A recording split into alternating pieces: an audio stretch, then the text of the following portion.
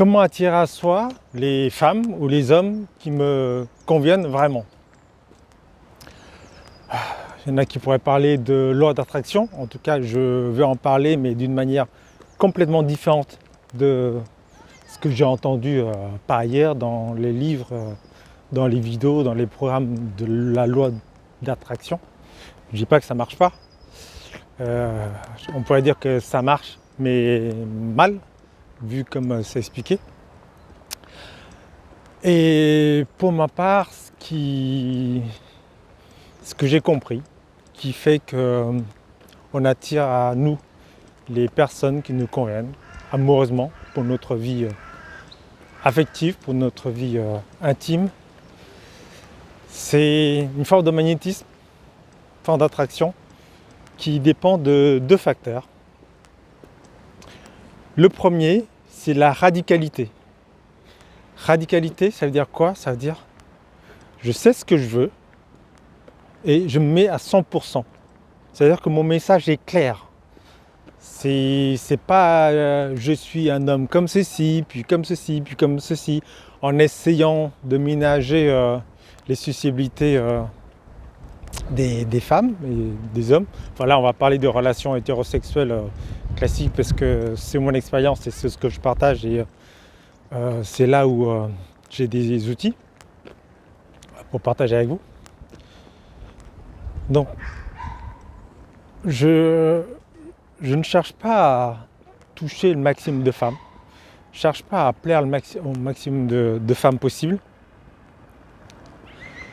Et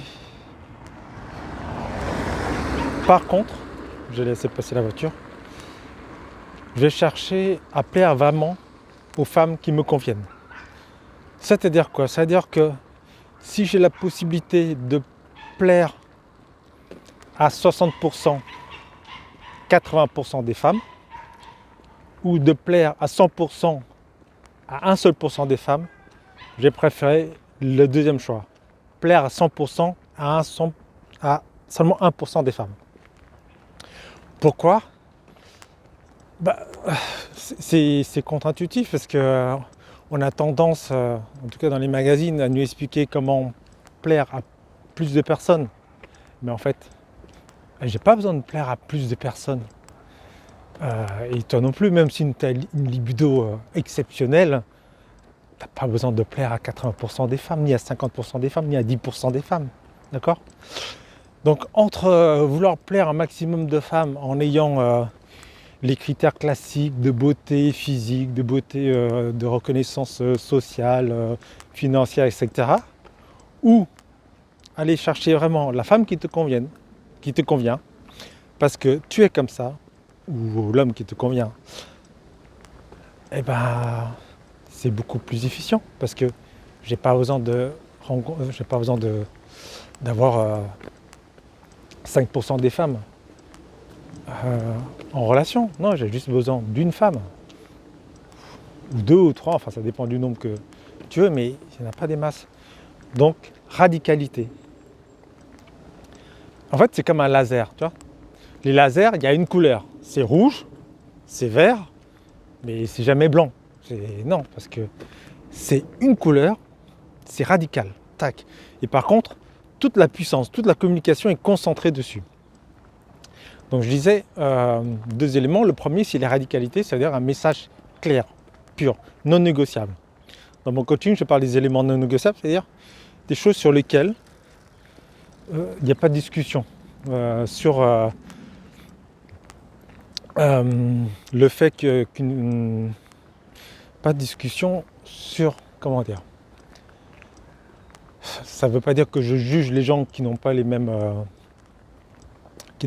valeurs. En fait, c'est pas une question de valeur, c'est une question de fonctionnement. Voilà. Je fonctionne comme ça, avec certains éléments, et c'est non négociable. C'est pas mieux qu'un autre, c'est pas moins bien qu'un autre, c'est juste comme ça. Et il y a pas, on peut discuter du pourquoi, comment, mais il n'y a pas à justifier. Il n'y a pas à justifier.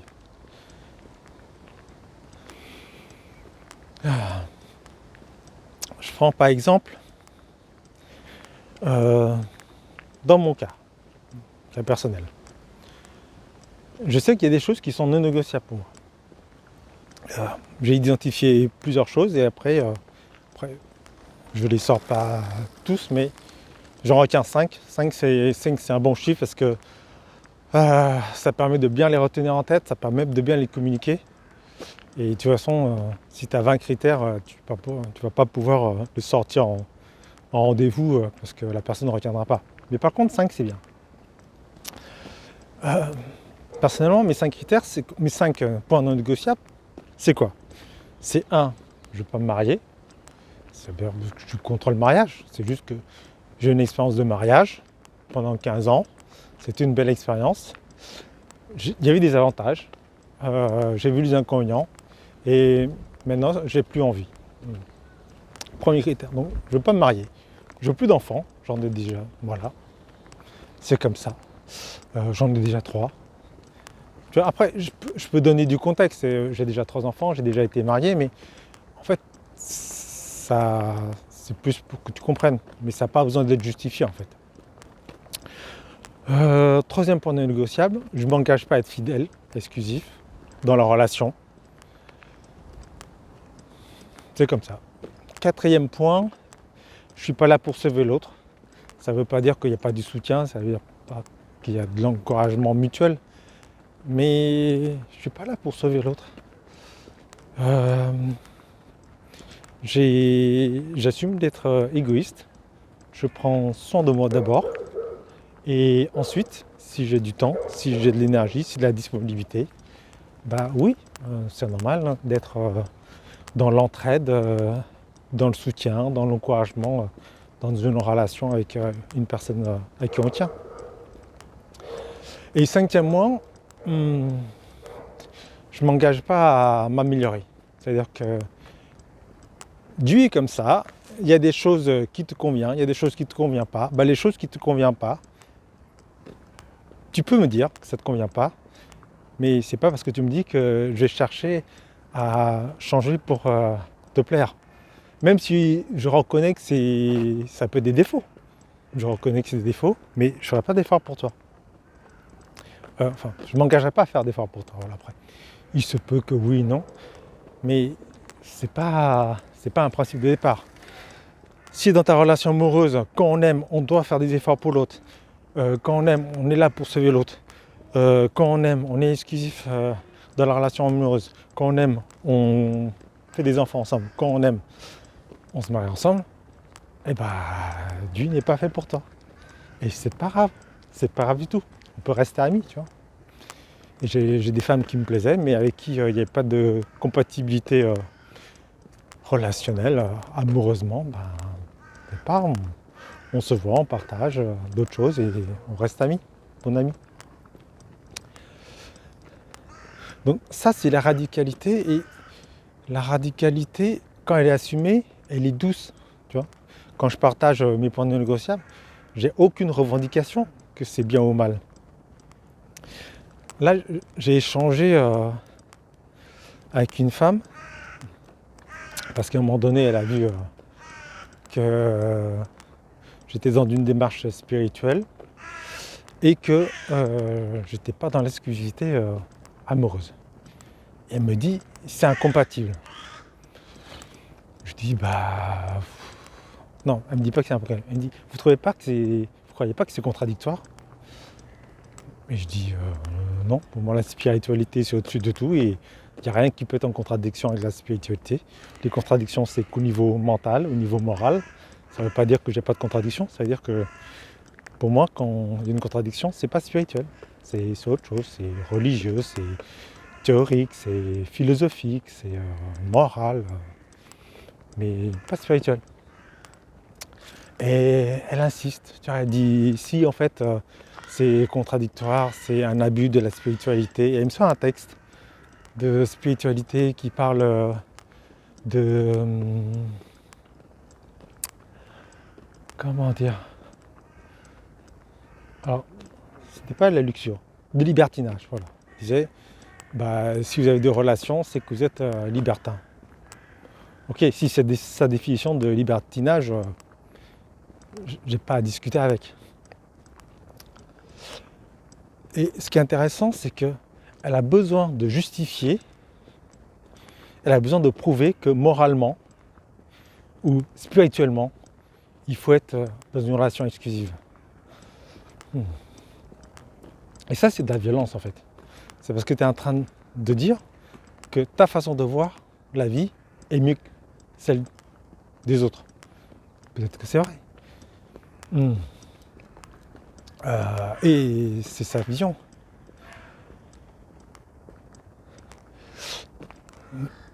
Mais ça crée une violence. Ça crée une violence, ça crée un jugement. Alors qu'elle pourrait simplement dire, moi, pour m'épanouir dans la relation amoureuse, j'ai besoin que la relation soit exclusive. Moi, pour vivre avec un partenaire amoureusement et dans un moment spirituel, j'ai besoin, j'ai envie qu'on soit exclusif. Et c'est tout à fait louable. Être exclusif, c'est pas pire ou moins bien que n'être exclusif. Il y a des avantages et des inconvénients. Chacun gère sa vie comme il veut ou comme il peut. Donc être radical sur le fond, oui, il y a ça que je veux, ça que je veux, ça que je veux. Et s'il n'y a pas, je ne prends pas. Mais d'où dans la forme, d'accord ? D'où dans la forme parce que j'ai pas besoin d'expliquer pourquoi j'ai envie de fonctionner comme ça. J'ai pas besoin de prouver que j'ai raison. Parce que j'ai pas raison, j'ai pas tort, c'est juste un choix personnel. C'est juste lui comme ça, un tel est comme ça, une telle est comme ça.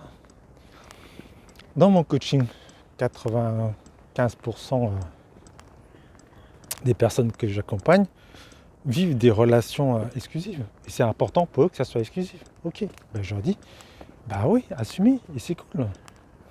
Il n'y a aucun souci. Mais ne mettez pas de la violence dedans, ne mettez pas de la justification. Pourquoi ? Parce qu'à partir du moment où tu fais appel à la spiritualité, à leur religion, pour expliquer que ton choix est le meilleur, en fait, tu te défausses de ta responsabilité. Tu te défausses de ton autorité. Tu te défausses de ta puissance. Tu utilises une puissance par délégation, en disant que c'est Dieu qui a dit ça, en disant que c'est la spiritualité qui a dit ça, en disant que c'est la morale qui dit ça.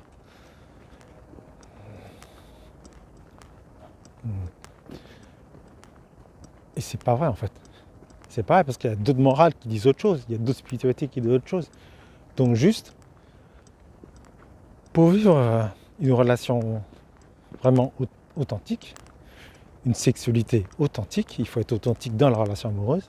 Et dans la relation amoureuse, c'est dire juste, j'ai envie de ça.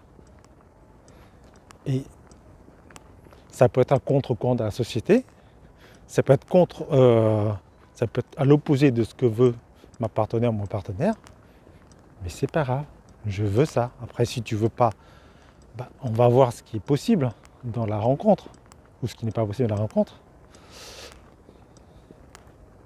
Mais on ne discute pas sur le fond, que ce soit légitime ou pas. On n'explique pas qu'on a raison ou pas. Parce qu'on a raison. Parce qu'on a raison. Parce que c'est simplement notre fonctionnement. Voilà. Est-ce qu'on a raison de respirer ou pas ? Non. Je respire, c'est comme ça. Est-ce qu'on a raison ou pas de vivre, de choisir l'exclusivité ou la non-exclusivité ? Chacun ses choix. Et être tranquille avec ça. Et si on n'est pas tranquille avec ça, c'est reconnaître que, ok, j'ai peur. J'ai peur de ceci, j'ai peur de cela, ça remet en question mon sentiment de sécurité. Ok, on est tous humains et on a tous des endroits où on se sent en insécurité. Mais c'est pas parce que je me sens en insécurité que j'ai besoin de dire que les valeurs qui me donnent la sécurité sont les meilleures valeurs. Non. Non, j'ai besoin de ça pour me sentir en sécurité. C'est pas mieux, c'est pas moins bien qu'autre chose. Donc de la radicalité. Tout en douceur, tout va bien. Donc premier point, la radicalité. Deuxième point, euh, c'est de l'assumer, et l'assumer intérieurement, mais l'assumer aussi en le rayonnant, en le communiquant. D'accord? Tu vois, les 5 principes que j'ai donnés là, pour moi, je le partage. Je le partage sur les réseaux sociaux, je le partage dans tous mes... Quand j'ai un rendez-vous amoureux, je le partage. Au premier rendez-vous. Alors, il y en a qui me disent, ouais, mais tu comprends, le temps de la rencontre, de se connaître. Ok, mais moi, j'ai envie de connaître des gens qui m'intéressent. J'ai pas envie de connaître, d'apprendre à connaître des gens qui ne me conviennent pas, tu vois. Et pourquoi les gens veulent prendre du temps? Ben, c'est juste qu'ils ne s'assument pas. Ils n'osent pas se dévoiler. Parce qu'ils ont peur que ça se retourne contre eux. Et chaque fois que je le fais, en fait, c'est tout le contraire. Ça ne s'est jamais retourné contre moi. Non, c'est au contraire. C'est les retours que j'ai. Il y a eu 2 cas. Soit ça convient, soit ça ne convient pas. Bien sûr. Toutes les femmes n'ont pas envie de partager ce que j'ai envie de vivre. Mais comme je l'assume, comme je le pose tranquillement, sans jugement, bah, elles me disent non, moi c'est pas comme ça que j'ai envie de vivre ma relation amoureuse, j'ai envie des enfants, ou alors j'ai envie de marier, ou j'ai envie de soutien mutuel, ou j'ai besoin d'exclusivité, ou j'ai besoin que l'autre fasse des efforts pour me faire plaisir. Bah ouais, ok, donc on sera pas amoureux. Ok. Et comment c'est la vie sinon pour toi? Qu'est-ce que tu aimes dans la vie? Qu'est-ce qui te fait plaisir? Qu'est-ce qui est important pour toi? C'est quoi tes joies? C'est quoi tes tristesses? Voilà, comme des amis. Mais le communiquer le plus tôt possible, tu vois. Pas attendre le 10e rendez-vous. Pourquoi ne pas attendre le 10e rendez-vous? Parce que de 2 choses l'une, si tu attends le 2e rendez-vous pour dévoiler tes points non négociables, c'est binaire. Hein. Moi, je suis un mathématicien de formation, c'est binaire. Donc soit ça match pas. Soit entre les deux, on ne sait pas. Ok. Si ça match, c'est-à-dire que la personne, en fait, elle te correspond. Tu vois, tu trouves une personne qui dit oui à tous tes points négociables, si tes points négociables définissent vraiment qui tu es, c'est vraiment une personne qui est faite pour toi, pour vivre une relation importante. Tu vois. Si j'attends le 10e rendez-vous pour faire ça, ça veut dire que j'ai perdu 9 rendez-vous déjà. Tu vois. Pendant ces 9 rendez-vous, c'est, je sais pas, c'est 2 semaines, 3 semaines, 1 mois, 2 mois, j'aurais pu beaucoup mieux la connaître. Hein. Et vraiment, mes relations, les relations fortes, hein, intenses, quand il y a une grande compatibilité, ça démarre très vite. Pourquoi? Parce que les choses essentielles sont posées. Donc la question de l'enfant ou pas, du mariage ou pas, la sexualité ou pas, tout c'est posé. Donc après, on va beaucoup plus profondément pour se connaître. Donc si ça match, j'aurais pu mieux connaître la personne pendant les 9 premiers rendez-vous. Et si ça ne matche pas, ça veut dire que on va s'arrêter là et on a passé 10 rendez-vous dans un flottement pour rien. Parce que si j'avais posé des choses dès le début au premier rendez-vous, on saurait, ça ne veut pas dire qu'on ne se serait pas revu, mais on se serait revu en tant qu'amis et pas avec une énergie, une projection de relation amoureuse possible. Ok? Donc, diffuser. Radicalité, c'est un message clair, net, intransigeant, sur le fond, mais doux sur la forme parce que tu n'as rien à justifier. Et puissant parce que je diffuse. Et je diffuse le plus tôt possible. Pourquoi? Parce que peut-être que c'est la bonne personne que j'ai en face de moi. Donc j'ai envie de donner toutes les chances à notre relation. Du coup, je me dévoile. Voilà. Je pose, j'assume. Ok. Et pourquoi je pense que c'est magnétique? Parce que ce qui s'est passé, c'est 2 années et demie, depuis que j'ai assumé mon rôle de coach en sexualité authentique.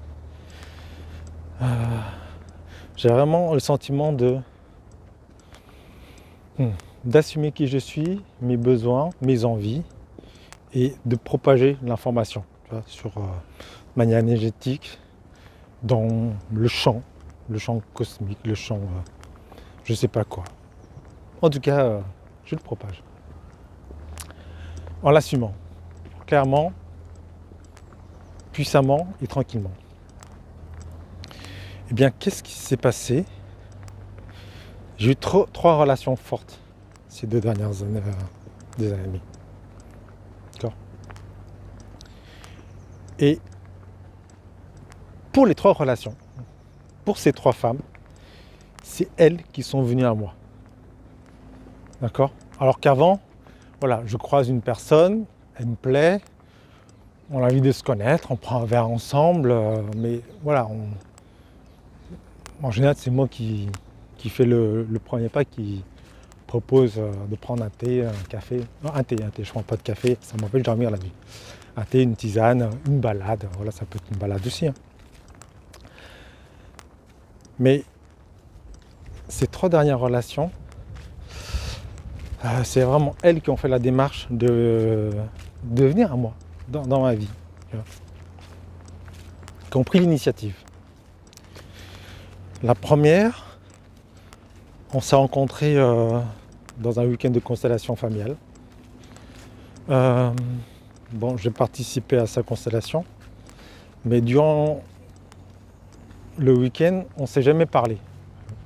Voilà. Il y avait un feeling, il y avait un truc qui se passait. J'avais de l'attention pour elle. Mais voilà, parce que c'est une jolie femme, et quand il y a une jolie femme dans un milieu de développement personnel, j'ai de l'attirance, donc c'est pas plus marquant que ça, tu vois. Et on ne s'est pas du tout parlé parce que je sais pas, au pause déjeuner, on n'était pas au même endroit, et puis en plus à la fin du stage, j'aurais bien voulu échanger avec elle, mais elle devait prendre un train, donc elle est partie avant la fin du stage, alors que j'avais prévu à la fin du stage. Je me dis, au moment où on se dit au revoir, avec chaque participant, j'aurais échangé avec elle, j'aurais pu lui parler et peut-être prendre ses coordonnées.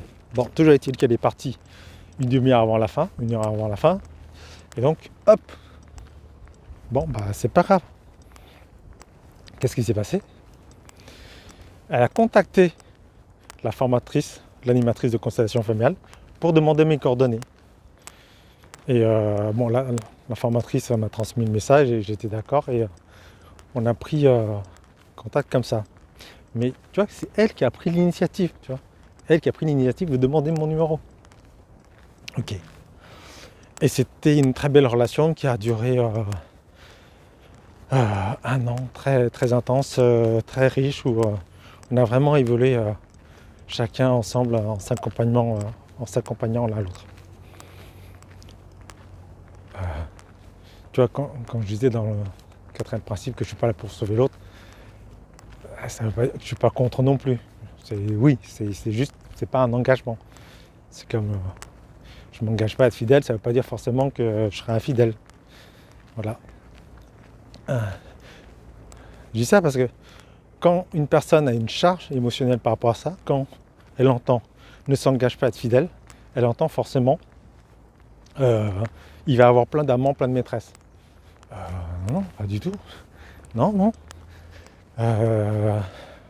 D'ailleurs, dans la plupart du temps, je suis en relation exclusive de fait, mais pas de principe. Et puis de temps en temps, il y a une deuxième relation. Mais c'est pas une obligation non plus. Hein. Et quand les gens entendent s'engagent pas à sauver l'autre, ils disent ah non, mais il va être complètement indifférent, chacun pour soi. Non, c'est absolument pas ce que je dis. Et si tu entends ça, c'est parce que tu as des peurs et des charges en fonction de ça. Donc ça serait peut-être intéressant d'y travailler dessus pour que ça soit plus tranquille et que tu entendes ce qui est dit et que tu ne rajoutes pas des choses qui n'ont pas été dites. Voilà. Deuxième femme, c'était dans un groupe de coaching. Je voulais pratiquer plus, donc j'ai posté. Voilà. J'ai envie de pratiquer. faire les exercices qu'on a vus.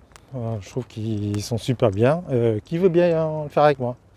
Et il y a eu deux personnes, un homme et une femme, un homme et deux femmes avec qui il y a eu des échanges. Et voilà. Et donc l'une des deux femmes, ça matchait tout de suite. On s'est coaché l'un l'autre et puis on a vu qu'il y avait vraiment beaucoup d'affinités et on s'est rapprochés. Et c'était une relation très très très intense, voilà, émotionnellement, qui nous a, en tout cas qui m'a fait beaucoup travailler, beaucoup évoluer, beaucoup progresser. Et la troisième femme, elle a lu des posts que j'ai sur Facebook. Donc, tac, coup de foudre, elle a liké 19 de mes posts. Jamais vu ça. Elle m'a écrit un message pour échanger. Et j'ai dit oui, et on s'est appelé. Et bon, il y a eu beaucoup d'affinités. Et c'est comme ça qu'on a démarré la relation. Et c'est récemment que je me suis dit, mais en fait, c'est quand même étonnant. C'est-à-dire que les dernières relations fortes que j'ai eues, c'est elles qui ont fait la démarche. Je ne dis pas que ça sera pareil pour les prochaines. Mais ce qui est intriguant, c'est que là, en tout cas, c'est elle. Et depuis quand ça a commencé? Depuis que j'ai vraiment assumé haut et fort qui j'étais. Mes envies, mes non-envies, mes besoins, mes non-besoins. Et je crois qu'effectivement, la loi d'attraction marche, mais pas comme ce qu'on nous a présenté. En tout cas, dans la relation amoureuse, c'est comme ça que j'accompagne mes clientes et c'est comme ça qu'elles trouvent leur partenaire. C'est pas une loi d'attraction sur l'autre. C'est pas je fais la liste de comment doit être l'autre. Non, non, non, non. Parce qu'on te dit, ouais, visualise comme si tu étais dans cette relation avec un homme qui est comme ci, comme ça, une femme qui est comme ci, comme ça. Non, parce que tu visualises, mais il y a une part de toi qui sait que, un, c'est pas vrai, que c'est pas vrai. Et deux, même pire, ça peut marcher. J'ai une cliente que j'avais coachée et il y avait un exercice de visualisation. Et dans le stage, il y avait des gens qui avaient des visualisations sur leur réussite professionnelle. Elle, c'était une très grande avocate, déjà reconnue. Et professionnellement, c'était top. Amoureusement, c'était plus compliqué. Donc, elle avait visualisé une scène romantique où voilà, c'était dans le sud.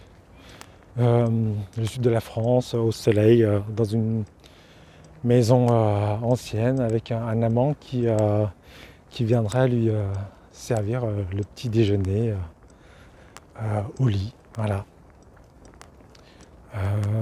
Alors c'était le sud, mais genre Provence, Olivier, donc Bouches-du-Rhône, Vaucluse, Var, voilà, dans le sud-est quoi. Et je l'ai revu quelques temps après. Elle m'a dit, en fait, j'ai vécu la scène. C'est-à-dire que j'ai vraiment rencontré un homme qui avait une maison dans le sud. Et il m'a apporté le petit déjeuner au lit. Voilà, c'était vraiment dans le sud-est et il y avait cette ambiance que j'adorais.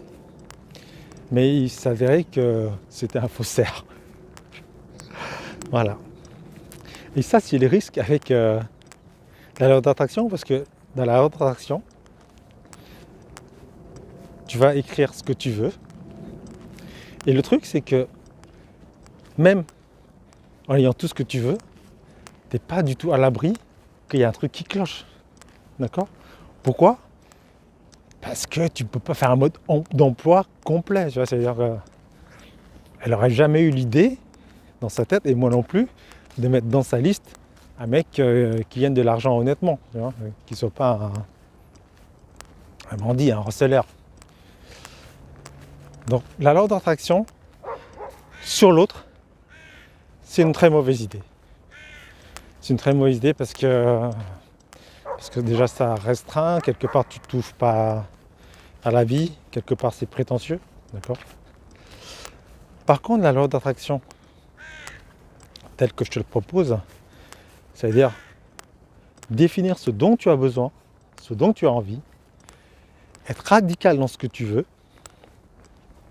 et le diffuser de manière puissante, massive, ça a marché pour moi. Et pas que pour moi. Tu vois, pour mes clientes aussi, j'avais une cliente il y a 2 ans. Voilà, quand elle avait un amant, il y avait toujours cette histoire de le rôle de la femme, c'est faire plaisir à l'homme, être disponible et puis vivre la sexualité que l'homme lui a imposée par son rythme. Et quelques temps après le stage, donc c'était l'été, elle a eu des amants, elle a eu plusieurs amants. Et elle m'a raconté qu'après, que c'était des hommes qui étaient gentils, qui l'honoraient physiquement, qui l'honoraient sexuellement. Elle se sentait précieuse. Et elle sentait aussi ces hommes dans le plaisir de lui offrir du plaisir, dans le plaisir de l'honorer. Et ce qui est étonnant, c'est qu'elle n'en a pas eu un comme ça. Elle en a eu 7. Parce qu'elle a beaucoup voyagé en Espagne, en Grèce, et voilà. Elle a voulu se faire plaisir à explorer, parce que justement, la sexualité authentique, une sexualité respectueuse de ses besoins, c'est quelque chose qu'elle a peu connu. Donc, elle a rencontré cet homme comme ça, et elle ne les a pas rencontrés dans des stages de méditation, de pleine conscience, ou sur du site internet dev perso, non. Elle les a rencontrés sur Tinder. Tinder, le site de rencontre Tinder, c'est tac tac, d'accord. Mais, elle savait clairement ce qu'elle voulait. Elle avait ses points non négociables, d'accord. Et ça ne matche pas. Et ce qui se passe, c'est quand tu rencontres quelqu'un qui te dit voilà ce que je veux, clairement, voilà ce que je veux pas, et c'est clair, ça te permet de te positionner très vite. Soit la personne ne me convient pas, et on ne va pas plus loin, soit la personne me convient, et ça donne envie de connaître, quoi, parce qu'il y a une grande compatibilité, donc c'est génial. Donc, si tu veux être plus attirant, plus attirante, 2 choses à faire. 1, définir ce que tu veux ou ce que tu ne veux pas, d'accord. Tu peux faire une liste au moins d'une vingtaine d'items sur ce que tu veux et que tu ne veux pas. Et quand je dis je veux, c'est pour être précis. C'est des points non négociables. Tu vois, c'est pas des bonus. C'est pas des trucs en plus qui seraient bien que. Non. C'est des trucs où si t'as pas, ça peut pas fonctionner. Donc les points non négociables, d'accord. Et tu les définis pas sur l'autre. Tu les définis par rapport à toi. Ce que tu veux, ce que tu veux pas, ce que tu t'engages à faire, ce que tu t'engages pas à faire. Parce que le truc aussi, c'est une fois que j'ai défini mes points négociables, pour moi, quand je le communique à l'autre, ça lui donne aucune pression. Parce que ça parle de lui. Donc il ne se sent pas jugé. Il ne se sent pas devoir correspondre à une morale ou à une éthique particulière. Non, c'est juste moi qui suis comme ça. Donc tu définis tes 20 points non négociables. Ah oui, il y a un truc aussi. Pourquoi c'est important les points non négociables? Parce que les points non négociables, ça te permet de savoir rapidement si la personne te convient ou pas. Pourquoi? Parce que il y a des gens qui vont pas te convenir, mais qui ont des super qualités. Je me rappelle, j'avais ma 2e cliente. Pourquoi je me rappelle? Parce que elle avait 72 ans quand on a fait le coaching. Donc ça m'arrive pas souvent d'avoir une cliente aussi expérimentée, donc ça marque. Et donc l'une de ces rencontres, elle parle le fait qu'elle est en relation avec un homme qui lui convient pas. Et je lui ai demandé, mais tu as parlé de tes points négociables, tu l'as dit dès le début ce que tu voulais ou tu voulais pas. Elle a dit non, il avait des yeux bleus super beaux, il avait une voix super sexy. Ok, bah voilà ce qui se passe quand t'as pas en tête ce dont tu as besoin. Tu te fais happer par le charme de l'autre. Et heureusement que les gens ils ont plein de charme. Mais c'est pas parce qu'ils ont du charme qu'ils te correspondent. La métaphore que j'utilise, c'est la Ferrari ou la Rolls, comme tu veux, c'est tes préférences de voiture. Une Ferrari à trois roues. Tu vois. On te présente une Ferrari, intérieur cuir, super motorisation, des gadgets, des trucs partout. Donc, waouh, tu vois, t'as les yeux qui s'ouvrent. Ok, il est super voiture. Oh, classe, super confort.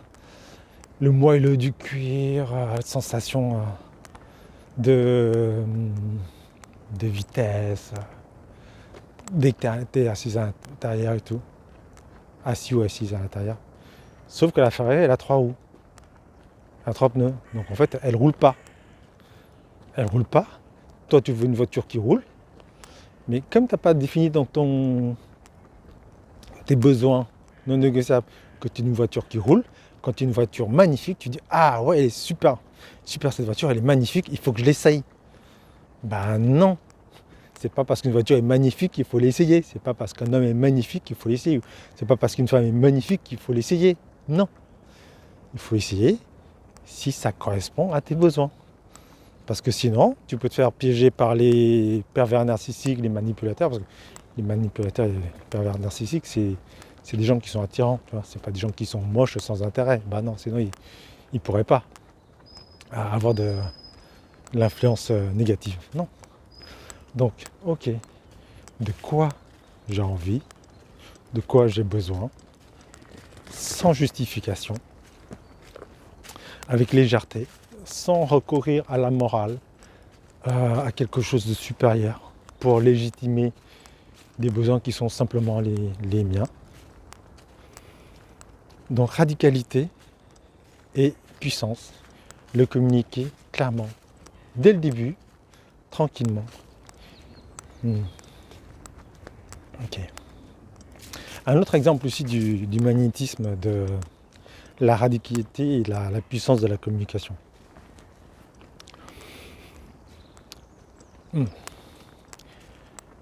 Quand dans les ateliers de tantra ou de danse libre ou autre,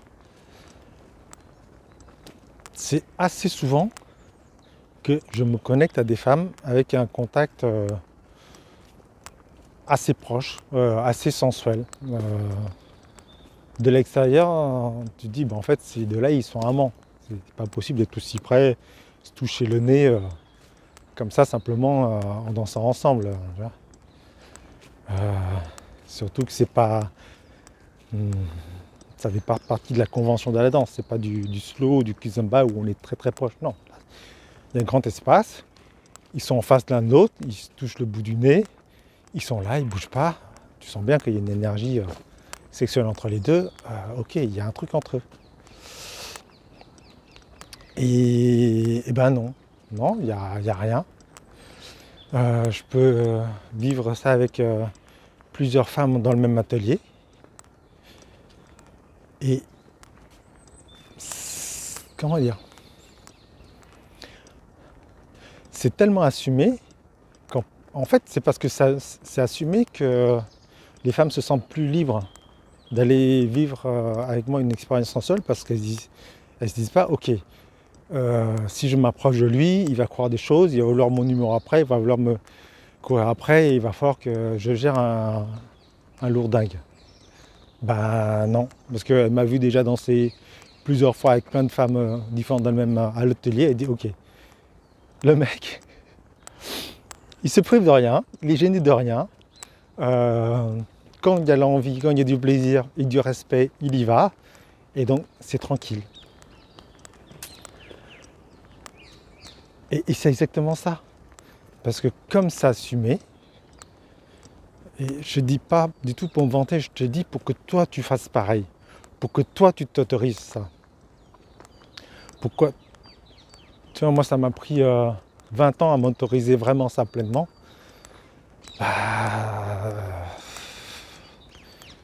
Après voilà, j'ai pris le temps qu'il a fallu pour faire les stages et pour faire l'ouverture. Mais pour toi ça peut prendre beaucoup moins de temps. Tu vois. Juste assume. Il y en a qui vont te critiquer, il y en a qui vont dire que tu es un gros dragueur, un gros lourdingue. Euh, je sais pas, n'importe quoi. Et si tu es une femme, il y en a qui vont te traiter avec des mots qui pour la morale est injurieuse, mais qui pour moi c'est simplement une facette de l'humanité, une facette de la femme, une facette de l'homme. Donc voilà. Donc en fait, peu importe ce que les gens peuvent dire, c'est ok de quoi tu as envie et de l'assumer. Et moi j'ai envie de me connecter essentiellement à des femmes dans la danse ou dans le tantra. Je le fais, je ne les force pas. Non, je propose et ça marche. Ça marche parce que j'assume. J'assume que j'ai du désir, j'assume que j'ai de l'attirance. Et comme je l'assume, ça devient léger. Tu vois. Je me rappelle un gars, c'était en stage de tantra. Le mec, on était dans un stage de tantra à pousser. C'est-à-dire que des gens qui avaient déjà fait plusieurs week-ends, il fallait avoir plusieurs week-ends avec, il s'appelait Soudi Roche, avec Soudi Roche pour pouvoir le faire. En plus, il y avait un entretien. Et dans le groupe, il y avait bien une moitié qui était déjà thérapeute, accompagnant, coach, etc. Voilà, donc des gens bien avancés en conscience. Mais il y avait un gars qui avait l'air très prévenant, qui se montrait très prévenant, très doux, tu vois, avec les gens et notamment avec les femmes. Et on lui a dit, enfin, j'ai perçu, mais j'ai pas formulé parce que je suis un homme, donc je ne suis pas objectif par rapport à ça, mais il y a des femmes qui lui ont dit, en fait, tu n'assumes pas ton attirance, tu n'assumes pas ton désir. Tu fais genre le gars sauveur, coach thérapeute bienveillant, mais la proximité qui se crée, c'est aussi des désirs, c'est aussi de l'attirance. Et c'est ok, c'est juste de l'assumer. Voilà. C'est une longue vidéo, enfin je sais pas, vidéo longue ou pas, peu importe. Mais tu sais quoi? J'ai pris le temps de faire cette longue vidéo aussi pour que, pas que tu comprennes, mais que tu t'imprègnes de ce qui est important. Parce que pour comprendre, l'information, ça tient en deux choses. Radicalité et puissance. Être clair et net, être ferme, et puissance, c'est-à-dire le communiquer facilement, honnêtement à tout le monde. Non. Mais ça, c'est comprendre. Ça, c'est l'information. Mais c'est pas comprendre qui va faire que tu vas être magnétique. C'est l'intégrer. Et pourquoi je prends tout le temps? C'est pour faire la balance avec tout ton passé, toutes tes peurs, toute ton éducation, tout le fait que l'église a dit ça, que l'institut a dit ça, que le parent a dit ça. Non. Oublie toutes les autorités, assume qui tu es, assume tes envies, assume tes non-envies, communique-le tranquillement, clairement, et tu seras beaucoup plus magnétique. Voilà. Si ça t'a parlé, fais-moi un commentaire, mets-moi un like. J'ai une chaîne YouTube, donc il y a d'autres vidéos qui peuvent t'intéresser, sur lesquelles tu peux apprendre des choses et tu peux comprendre des choses et aussi intégrer. Et après, si tu veux que ça aille plus vite pour toi, parce que tu veux gagner du temps et de l'énergie, tu peux me contacter pour voir les accompagnements que je pourrais te proposer. Et j'ai aussi donc un site avec des posts, des contes, des fables que j'ai inventés pour que ça soit plus pédagogique, plus drôle, plus impactant. Voilà. Je te dis à bientôt pour une nouvelle vidéo et d'ici là, plein de joie, plein de sourires.